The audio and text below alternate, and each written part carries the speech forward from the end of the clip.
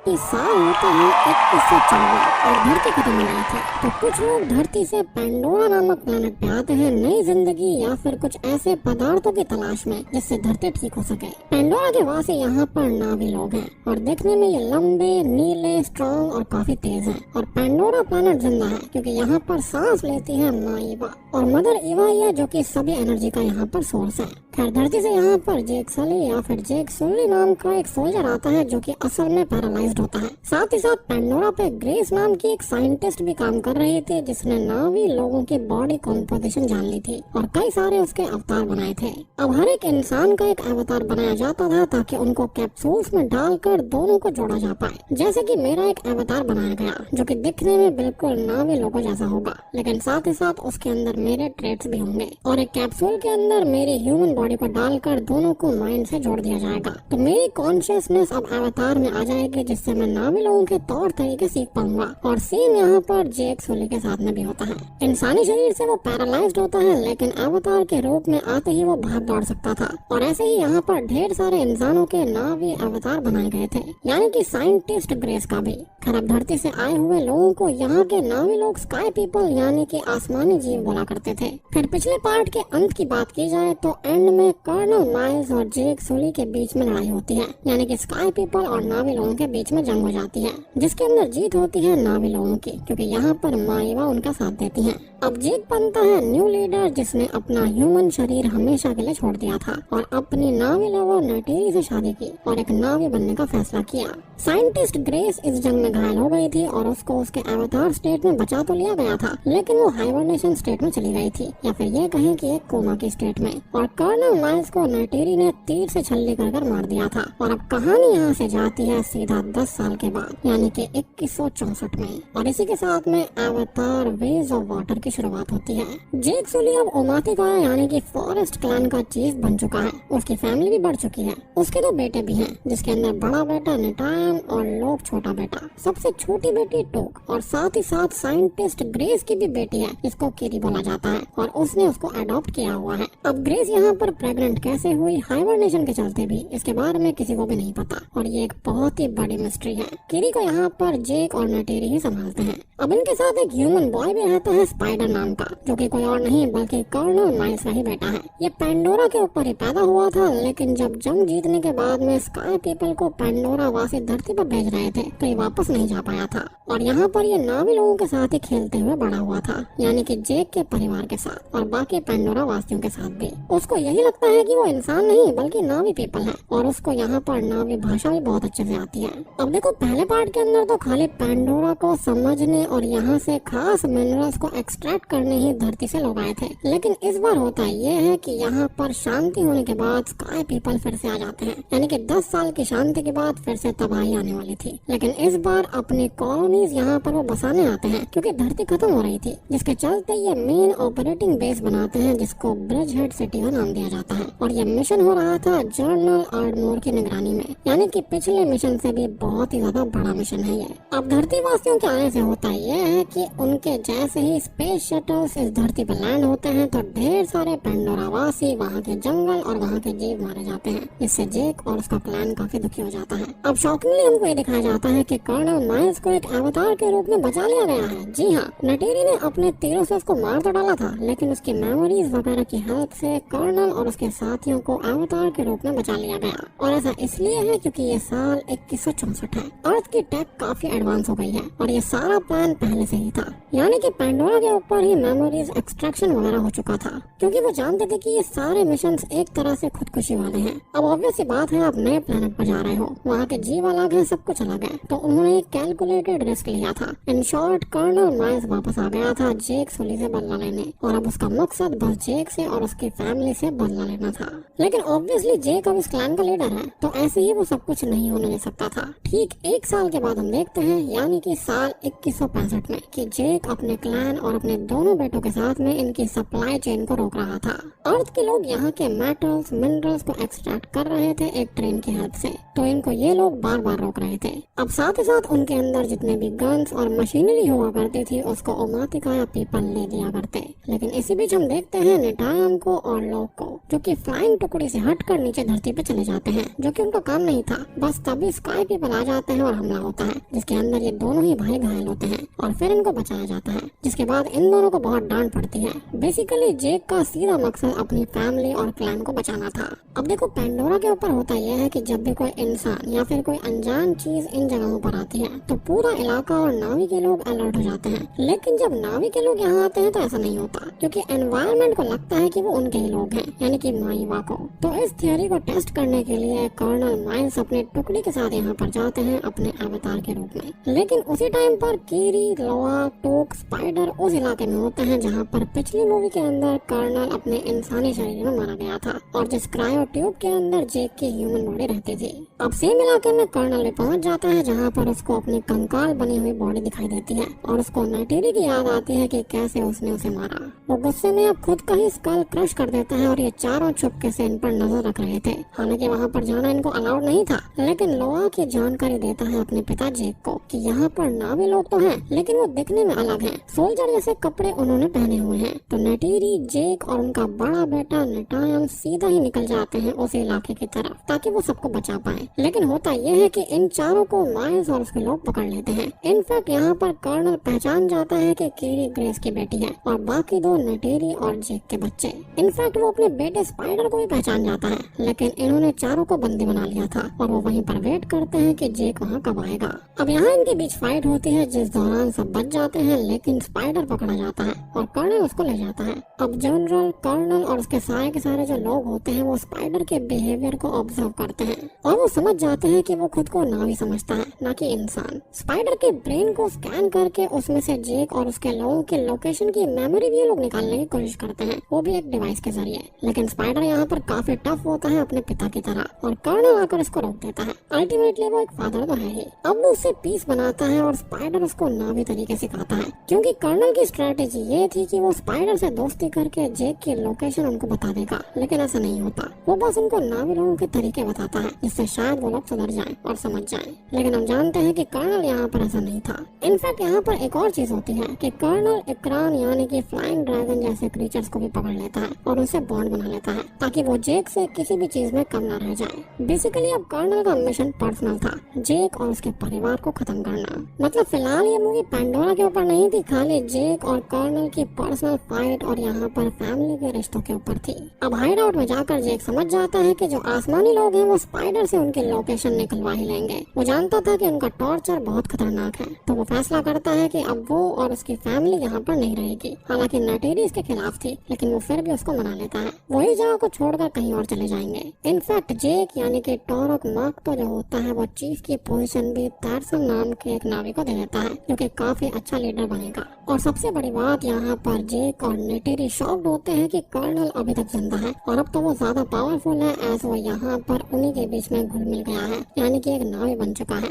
फिर अब क्या था, ये सब निकल पड़ते हैं अपने नए सफर की ओर, यानी कि समुद्र की ओर, और ये सब पहुँच जाते हैं मैथकाइना रीफ लोगों के पास में, यानी कि वाटर पीपल के पास, जो कि पेंडोरा प्लेनेट के ईस्टर्न सी के पास में है। यहाँ पर 100 से भी ज्यादा आइलैंड है और अलग अलग वाटर क्लैंस भी हैं। अब एक चीज और कि अब तक हमको यही लग रहा था कि नावी लोग फॉरेस्ट में ही रहते हैं, लेकिन नहीं, यहाँ पर पानी भी एक एलिमेंट है और पानी के लोगों को कहा जाता है मैथकाइना। यहाँ पर कुछ डिफरेंशिएशन भी है इसके अंदर, जैसे कि इनकी टेल और हैंड्स थोड़े से अलग और स्ट्रॉन्ग होते हैं, जिससे कि पानी में तैरने में इनको आसानी मिलती है। खैर अब जेक इनके क्लैन के लीडर यानी कि चीफ टोनोवारी और उसकी वाइफ रोनल से उटूरू मांगते हैं, यानी कि पनाह मांगते हैं अपनी फैमिली के लिए। लेकिन होता यह है कि जो रोनल होती है वो यहाँ पर इनको ये कहती है कि वो अपनी जंग उनके पास लेकर नहीं आ सकता, और साथ ही साथ वो इन सबको कमजोर बताती है कि वो क्लैन के अंदर फिट नहीं हो पाएंगे, और कहती है कि ये सब तो हाफ ब्रीड्स हैं, डीमंस हैं, यानी कि अर्थ के लोगों से कनेक्टेड है, उनका खून इनके अंदर है। जिस पर टोनोवारी फाइनली डिसाइड करता है कि वो लोग यहाँ पर रहेंगे, क्योंकि टोरक मार्को यानी कि जेक का जिक्र पानी के लोगों के बीच तक था।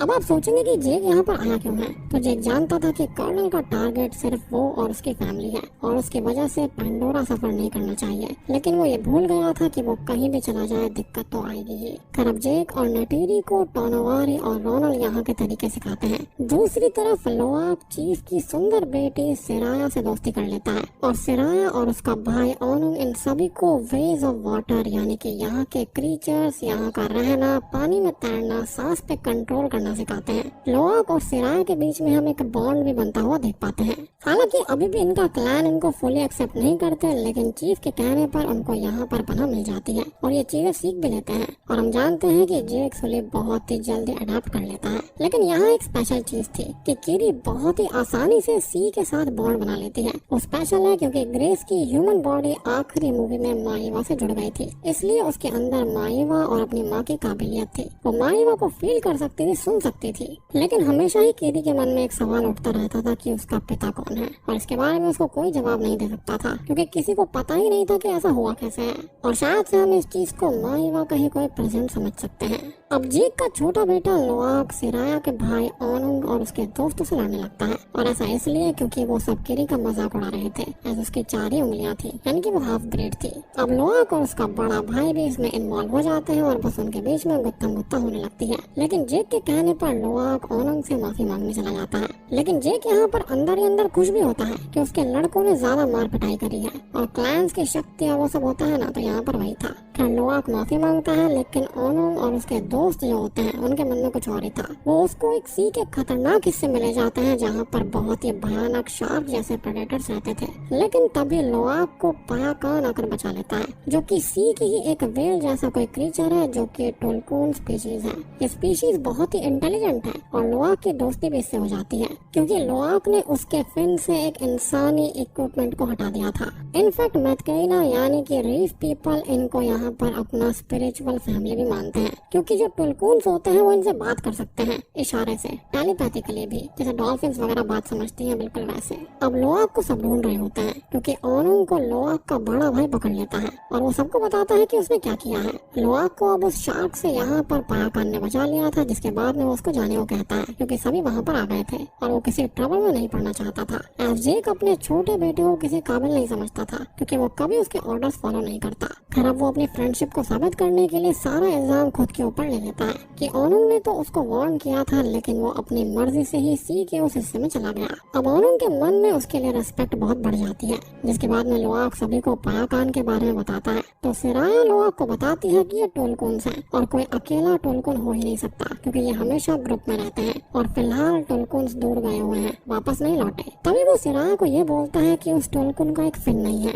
और तब एक कहानी आती है कि उस टोल्कून का नाम असल में पायाकान है, जिसको उसके ग्रुप से बर्खास्त कर दिया गया था क्योंकि उसने यहाँ के लोगों को और अपने टुलकून साथियों को मारा था। लेकिन लोआक नहीं मानता है, उसने तो उसकी जान बचाई थी, तो वो हत्यारा कैसे हो सकता है। खैर एक ट्रिप के दौरान किरी और बाकी लोग जाते हैं मैथकेइना के सेक्रेड लैंड और ट्री ऑफ सोल्स के पास, जहाँ पर किरी अपनी माँ की स्पिरिट से मिलती है। उनसे पूछती है कि उसका पिता कौन है, लेकिन कुछ भी बताने से पहले ही उनके स्पिरिट को कोई खींच लेता है और किरी को बहुत ही भयानक सीजर आने लगते हैं। और आज से पहले ऐसा कभी भी नहीं हुआ था, यानी कि यहाँ पर कुछ न कुछ राज किरी और ग्रेस को लेकर छुपे हुए हैं, जो कि अवतार 3-4 में पता चलेगा। जी हाँ, बहुत सारे पार्ट्स ऑलरेडी डिसाइड हो चुके हैं, जो कि शायद से 2024 और 2026 में आने वाले हैं। खैर अब जेक अपनी बेटी की मदद के लिए उसके ह्यूमन दोस्तों नॉर्म स्पेलमैन और मैक्स पटेल को बुलाता है, लेकिन वो कुछ खास नहीं कर पाते और तभी वहाँ पर रोनल आ जाती है, यानी कि चीफ की वाइफ, जो कि अपने जादू टोने से किरी को होश में ले आती है और वो खुद भी यहाँ पर प्रेग्नेंट थी।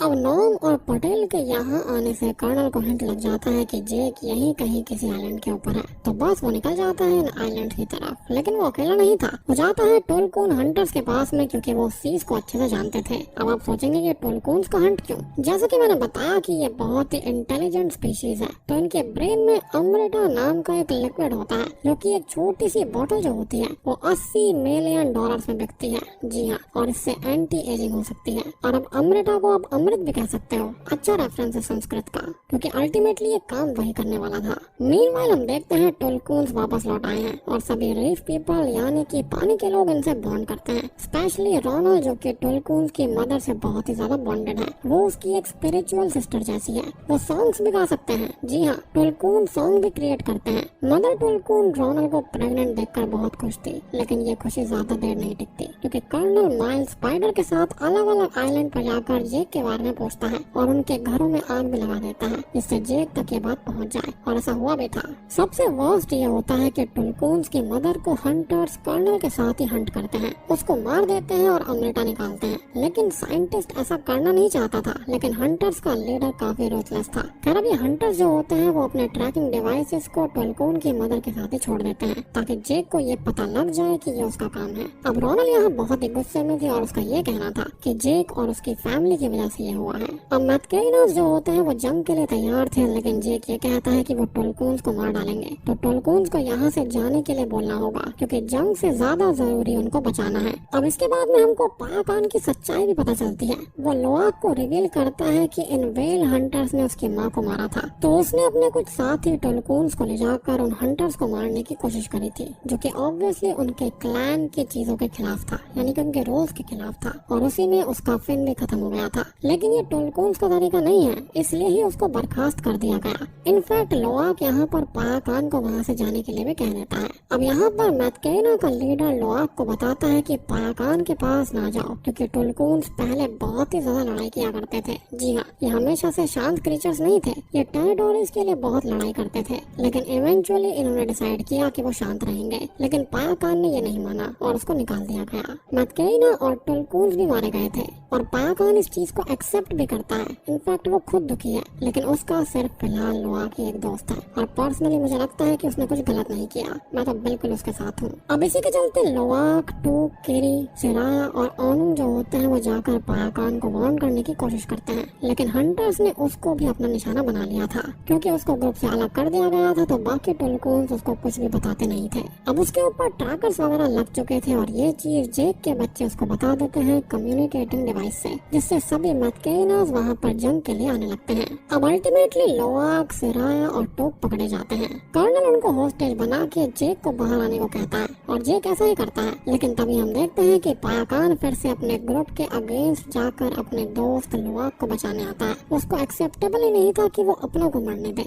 वो पूरी तबाही मचा देता है। इनफैक्ट हंटर लीडर को बुरी तरह से खत्म करता है, जो कि बहुत ही ज्यादा सेटिस्फाइंग था। लेकिन इस लड़ाई के चलते होता यह है कि जेक के बड़े बेटे को गोली लग जाती है और वो मारा जाता है, जिससे कि नेटेरी बहुत ही ज्यादा पागल हो जाती है, बहुत गुस्से में आ जाती है। लेकिन जेक उसको स्ट्रॉन्ग रहने के लिए कहता है, क्योंकि जंग अभी खत्म नहीं हुई थी।